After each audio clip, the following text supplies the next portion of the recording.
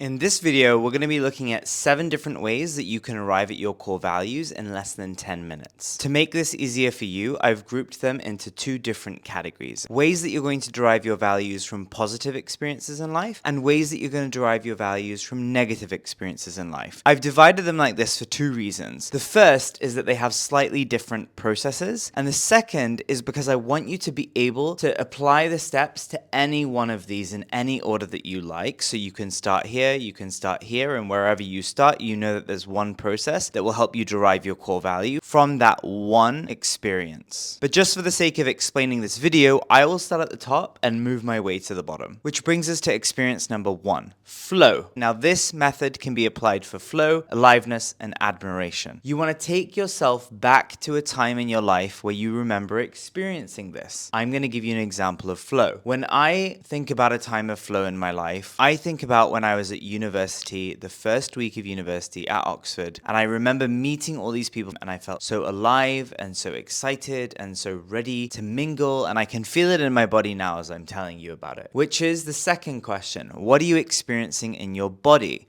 For me, I'm experiencing aliveness. How do I know that? Because my heart is kind of activated, I'm getting really excited and I can feel it in my fingers. Maybe I can tell from the inflection of my voice. So these are all experiences in the body. Now, step number 3 is I'm going to take these feelings and I'm going to allow them to take me back to other times in my life where I remember feeling the exact same way. Now, this is really important because feelings bridge us to memories. Once I have those other times, I can write them down. I can explore them, I can journal them, do whatever you want with them. If you have a visual or a verbal description or depiction in front of you, it can really help with the other steps. But if you just want to do this in your head, you can just do it in your head for now. So other times in my life where I felt really alive, in my business when I meet new people, when I came back to my home country for the first time and I meet new people. So for me, there's a lot of similar triggers around meeting new people and the aliveness that I'm experiencing. Now, what do I want to do? I want to come up with names or associations with the feeling. So I've already told you aliveness because I know that my value is aliveness because I've done this work and a bunch of other work to get to that place where I'm solid in my value. But this part is really explorative. When you're doing this for the first time, you might not land on the exact word that is right for you. So we want to brainstorm, we want to play. Different words for aliveness could be excitement, vitality, expansion, limitlessness. Now these are all different words that we could associate with that feeling. What matters is only the words that you come up with make sense to you and the experience that you're having in your body. Doesn't matter what anyone else is feeling, doesn't matter what anyone else would call it. It all has to do with you and the words that feel like they fit your experiences. And then lastly, what you want to do is you want to ask yourself, is this intrinsic or extrinsic? Intrinsic is something that we experience internally. Extrinsic is something that is around us. So if we look at the extrinsic factors in my value, a lot of them have to do with socializing, novelty, being in new places, meeting new people. Those are all extrinsic markers. But we don't want to come up with a word that is connected to the extrinsic markers. So my values would not be social or novelty even, because novelty is not what I experience. Novelty is what prompts the experience. Instead, we want to go with a label for the word that is connected to your body and your bodily experience. Hence, I said names and associations that are connected to your body. That's why I settled on aliveness. I feel aliveness in my body. I can feel it now even when I say the word. I get these different types of feelings and sensations, and there are different colors that come up for me, like red and orange and yellow. It's like a flame, like a fire. So this is how I know it's intrinsic, because we're anchoring it to the feeling inside of me, not to the things that prompted those feelings. Now you can do this, like I've said, with aliveness and admiration. Now aliveness, I did not put this here because it's one of my values. It just happens to be one of my values. Aliveness is really important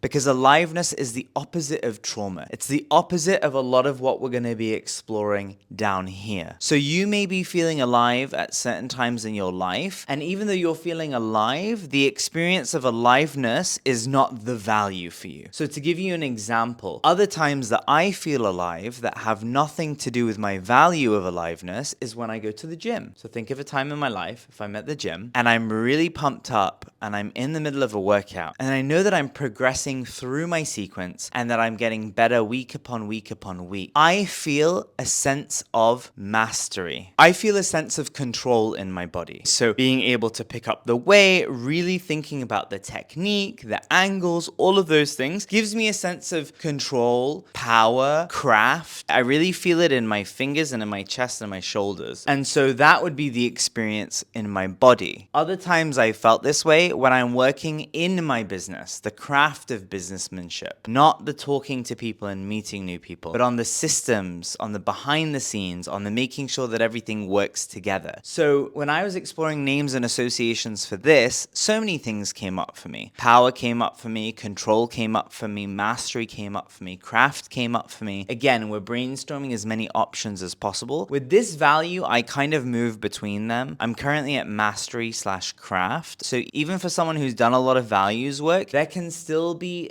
a degree of flexibility with the words that you choose to use. We just want to make sure that whatever words you use, they always capture this felt sense. And again, is this intrinsic or extrinsic? It's intrinsic because the experiences of mastery, craft, power, whatever we want to call them, for me, they're all anchored to the feeling that I'm feeling in my body, not to an external situation. So when I say power, it's not having power over people. It's the feeling that I get in my body when I'm in the gym or when I'm working on systems or when I'm piecing things together. If I were to say that the value is business or gymming, those would not be correct answers because they are extrinsic values. And I'll talk about why we don't want to build our life on extrinsic values in another video, but for now you'll just have to trust me. We want to go for the intrinsic. Okay, so to give you one last example, we'll look at admiration. What do I admire in myself, or what do I admire in other people? Sometimes they can be the same things, and sometimes they can be different things. I'm going to choose an example where the thing I admire in myself and the thing I admire in other people are the same, just for the simplicity of the point that I want to make, because I want to take you through these steps again. So admiration, what do I admire in myself? I think that I'm a really warm person. I think I'm super warm, and I know that a lot of people also see that in me because a lot of people often tell me, hey, you're really warm. So warmth is something I admire in myself, it's something other people admire in me, and actually it's also something that I admire when I meet other people who are warm. So what are times in my life? There was a particular time where a friend was going through something really rough and I was just really receptive to them, and I felt the warmth in my body as they were opening up, as they were unraveling. That's the time in my life. So admiration took us to the quality of warmth. The time in my life that I experienced that I just gave you, the experience in my body is also warmth. I'm not going to give you other times I felt this way because I think you get the point by now. But then we want names and associations that come up with that. So warmth is a word that I've given you directly. Again, I've done a lot of this values work, so I've already played around with terms. But other words could be cozy, receptive, open. But those words didn't really land with me because the felt sense for me is that warmth. Like it's a little lamp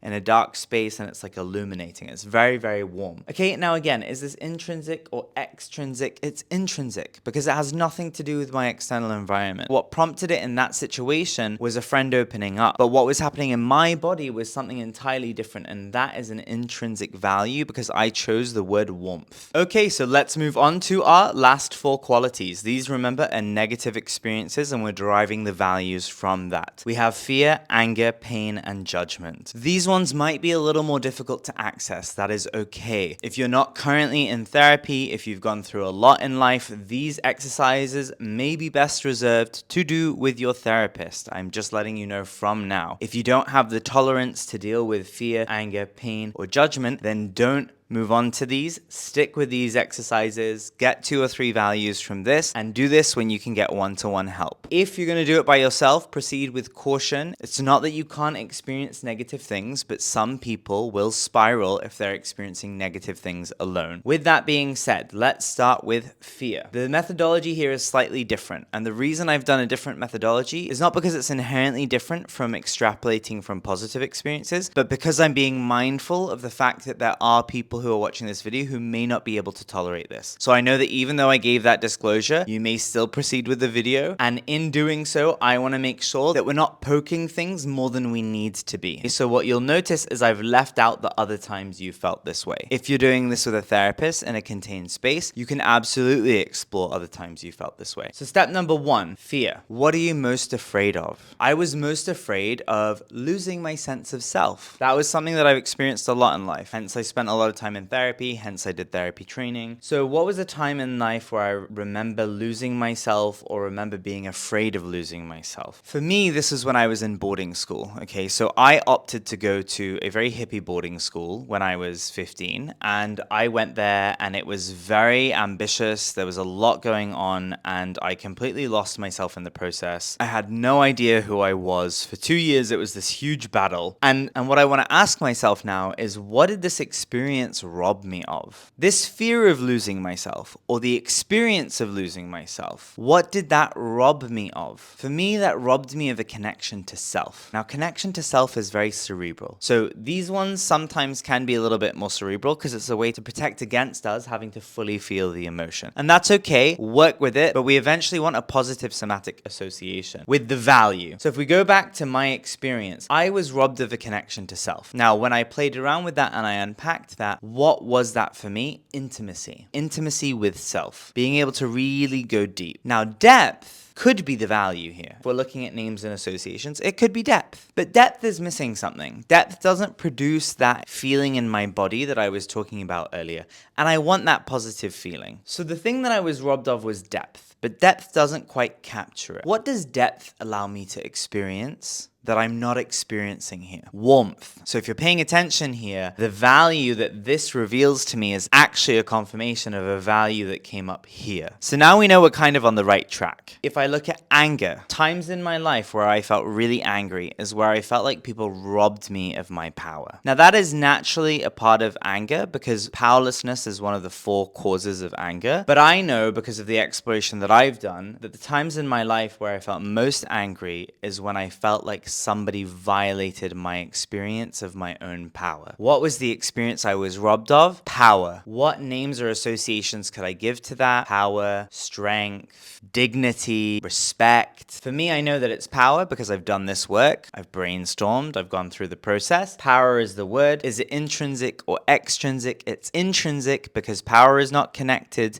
to anything outside of me. It's connected to the feeling that I want inside of me, which is the ability to say what I mean and to say it the way that I mean it. That's my definition. So it's an intrinsic value. And then we have the same with pain. What's a time in your life that you experience pain? Time in my life that I experienced pain, I'm gonna go physical pain here. So I was diagnosed with something called cerebral palsy. It's usually something that you get at birth, but I was late diagnosed because I have a mild version of it. It puts me in a lot of pain. And there was a time in my life right before I got this diagnosis where I was in so much pain and it was just unbearable. And so now if I look at what does this experience rob me of, this actually robbed me of multiple things. And this is where some of these answers can take you to multiple values. Okay, one of the things that it robbed me of was comfort. Now I, for the longest time, thought comfort was one of my values, okay, because that was one of the main names and associations I came up with. But when I go back to the experience, comfort didn't fully capture what I was being robbed of. Because what I wanted, instead of being in lots of pain, was basically an experience of bliss or ease. Where do I find that the most? I find that the most in warmth. So now I have multiple arrows pointing in the same direction. And then lastly, a time that you felt judged. This could be a time you judged yourself, a time other people judged you, or it could be a time that you judged other people. I'm going to go for a time that I judged myself. A time that I judged myself, or many times I judged myself, a lot of them have to do with me not feeling like I'm doing enough.